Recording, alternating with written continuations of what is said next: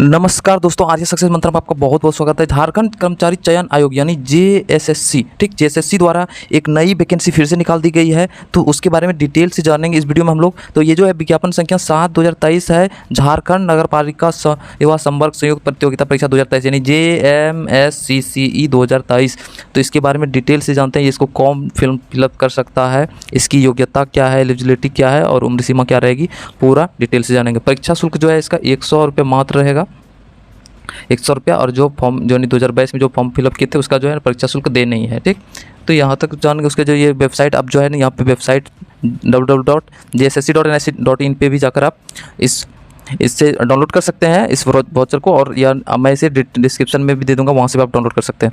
तो ये जो है यानी इसमें कौन कौन से पद है, तो गार्डन अधीक्षक का पद रहेगा, वेटनरी ऑफिसर का पद रहेगा, सैनिटरी एंड फूड इंस्पेक्टर का रहेगा, सैनिटरी सुपरवाइजर का पद रहेगा, और राजस्व निरीक्षक और विधि सहायक, यानी इन सब पदों पर वैकेंसी निकाली गई है और इन सब पदों पे यानी फॉर्म फिलअप होगी। तो इसका जो है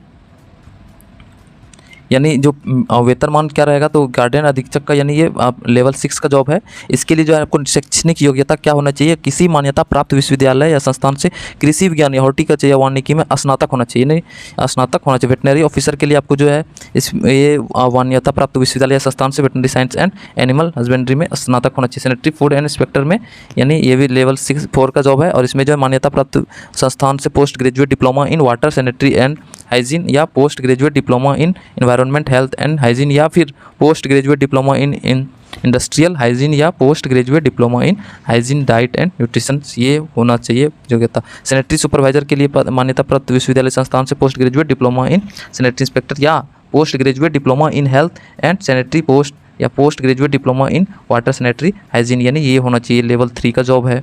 उसके बाद फिर राजस्व निरीक्षक का जो है ये किसी मान्यता प्राप्त विश्वविद्यालय संस्थान से वानिकी, अर्थशास्त्र, गणित या सांख्यिकी में स्नातक होना चाहिए, ठीक, यानी कॉमर्स होना चाहिए, अर्थशास्त्र यानी इकोनॉमिक्स होना चाहिए, या फिर मैथ होना चाहिए, या सांख्यिकी स्टैटिक्स ये में स्नातक होना चाहिए, यानी वो राजस्व निरीक्षक से संबंधित फॉर्म को फिलअप कर सकता है। ये जो है ना लेवल 4 का जॉब है, लेवल 4 का। उसका विधि सहायक में ये लेवल 5 का जॉब है, इसमें मान्यता प्राप्त विश्वविद्यालय या फिर संस्थान से विधि में स्नातक होना अनिवार्य है। ये न्यूनतम शैक्षणिक योग्यता के बारे में था, ठीक। यानी अभ्यर्थियों को आयोग में जो है ना आवेदन प्राप्त होने की अंतिम तिथि तक जो है ना वांछित न्यूनतम शैक्षणिक योग्यता उत्तीर्ण होना अनिवार्य होगा, ठीक। अब जो ये फॉर्म फिलअप जो होगा ये कब से होगा, आयु सीमा जो दे दिया यानी 2023, यानी न्यूनतम आयु सीमा जो है ना 21 वर्ष होना अनिवार्य है, ठीक। तो ये जो गणना होगा कब से, अधिकतम जो है ना 2019 से गणना होगा और न्यूनतम 2023। तो अनारक्षित के लिए 35 वर्ष यानी अधिकतम आयु जो होना चाहिए अनारक्षित और पिछड़ा वर्ग और अत्यंत पिछड़ा वर्ग के 37, और महिला वर्ग या फिर यानी इसके लिए 38, पिछड़ा वर्ग अत्यंत पिछड़ा वर्ग अनुसूचित जाति जनजाति पुरुष या महिला कोई भी रहे तो उसके लिए 40 वर्ष होगा। सभी कोटि के निःशक्त अभ्यर्थियों को अधिकतम आयु में 10 वर्ष का अतिरिक्त छूट दी जाएगी। उसके बाद हम लोग अब देखते हैं कि इसका सिलेबस क्या रहेगा, मेन है इसका सिलेबस क्या रहेगा। तो सिलेबस के बारे में हम लोग देखते हैं कि इसका जो है ना मेन ऑनलाइन आवेदन कैसे करेंगे, ये सब भी दिया हुआ है, आप इसको पढ़ सकते हैं। मेन है इसका कि सिलेबस देखना, ठीक। तो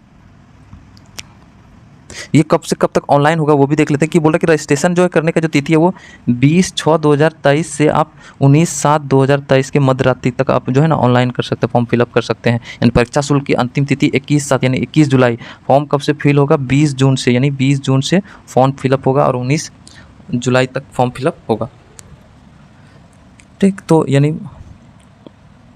परीक्षा का स्वरूप क्या होगा कि आयोग द्वारा OMR सीट पर आधारित परीक्षा ली जाएगी। परीक्षा यदि विभिन्न समूहों पर हुआ तो उसके लिए क्या होगा कि अभ्यर्थियों को प्राप्तांक का नॉर्मलाइजेशन किया जाएगा, और अभ्यर्थियों का मेगा सूची उसके प्राप्तांक नॉर्मलाइज्ड अंक के आधार पर ही तैयार किया जाएगा, ठीक।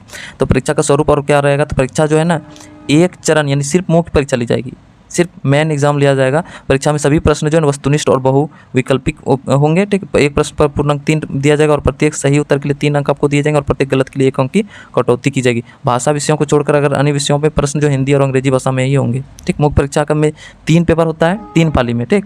तो पेपर फर्स्ट में क्या रहेगा, कुल 120 प्रश्न परीक्षा अवधि आपका जो है ना 2 घंटे की होगी। उसमें हिंदी भाषा का 60 प्रश्न और अंग्रेजी भाषा का 60 प्रश्न रहेगा। पेपर 2 जो है ये जनजातीय और क्षेत्रीय भाषा से संबंधित, ये भी 100 प्रश्न रहेगा और इसमें ये भी 2 घंटे का रहेगा। इसमें हिंदी, अंग्रेजी, उर्दू, संथाली, बंगला, मुंडारी, हो, खड़िया, उरांव, कुरमाली, खोरठा, नागपुरी, पंचपरगनिया, उड़िया, संस्कृत में से किसी एक भाषा को आपको विकल्प चुनना होगा और इसी से 100 बहुवैकल्पिक प्रश्न पूछे जाएंगे। और इसमें जो है ना यानी आपको 30% अंक प्राप्त करना अनिवार्य होगा। तो उसके बाद पेपर 3, तो पेपर 3 में तकनीकी और विशिष्ट विषय यानी जिसमें आप जिससे फॉर्म फिलअप किया उसका 100 प्रश्न पूछा जाएगा, ठीक। उसके सामान्य अध्ययन से यानी जीके जीएस से आपको 20 प्रश्न, गणित से 20 प्रश्न रहेगा और सामान्य विज्ञान से 10 प्रश्न रहेगा और इसमें भी 30% अंक लाना अनिवार्य होगा, ठीक। और उसके बाद फिर मेरिट लिस्ट जो बनेगा वो पेपर 2 और 3 के आधार पर, ठीक ना। तो लेकिन अगर पेपर फर्स्ट में अगर आप फेल हो जाते हैं यानी 30% अंक नहीं लाते हैं तो पेपर 2 और 3 आपका चेक ही नहीं होगा, ठीक, मूल्यांकन नहीं किया जाएगा। और मेरिट जो बनेगा वो पेपर 2 और 3 पर आधारित, ठीक।